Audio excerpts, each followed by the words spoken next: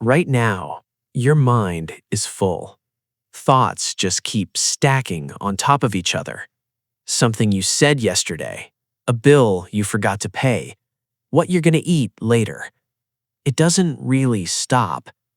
And after a while, it just feels normal. But here's something most people never think about. Before smartphones, before TV, before books, before cities, what was the human mind actually doing all day? Because this is the strange part. Ancient humans had the exact same brain you have right now. Same size, same structure, same ability to think deeply. But no notifications, no content, no constant input. So where did all that mental energy go? Let's step into a moment. You wake up, not to an alarm, but to light. There's no schedule waiting for you, no list of things to check, just the world. The air feels cold. You hear movement somewhere far away. Your body wakes up before your thoughts fully do. And slowly, your mind starts turning on. Not all at once, not with noise, but with awareness. What's around me? Who's nearby? Is everything normal? Your first thoughts aren't random. They're grounded, connected to where you are. For most of their lives, ancient humans weren't lost in thought. They were connected to reality. Their thinking followed what was in front of them. If they walked, they noticed the ground. If they heard something, they focused on it completely. Their attention didn't split into 10 different directions. It stayed in one place. And that changes everything. A huge part of their thinking was about people. Not casually, not in the background, but deeply. They lived in small groups. Every relationship mattered.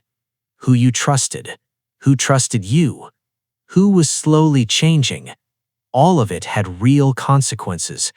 So they would replay moments, a look someone gave them, a tone in someone's voice, a small shift in behavior.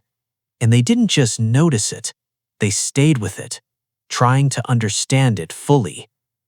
That thing you do sometimes, when you replay a conversation again and again, that's not a modern problem. That's something very old.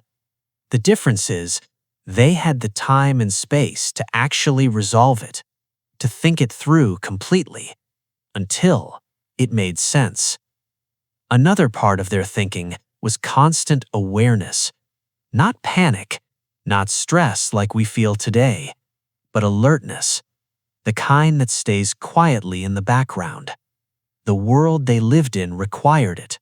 A small mistake could matter. So their minds stayed connected to their surroundings, listening, watching, noticing small changes. And because they weren't distracted, they noticed more than we ever do. But here's where things start to feel very different, because not every moment was active. There were long stretches where nothing urgent was happening, no danger, no conversation, no task, just time. And this is something we've almost lost completely. They didn't rush to fill that space. They stayed in it. Imagine sitting near a fire.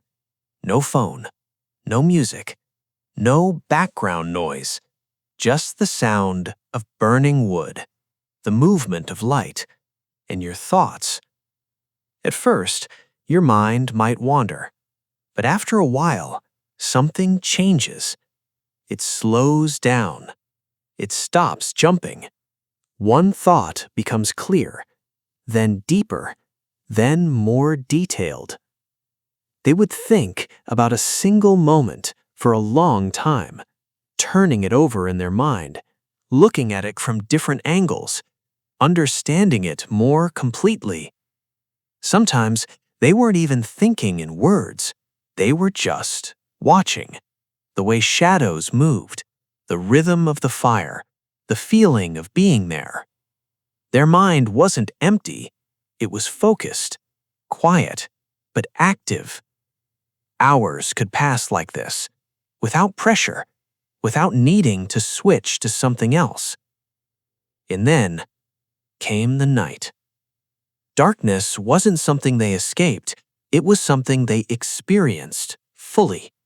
No artificial light, no distractions, just the world slowing down. And in that space, their thoughts changed again.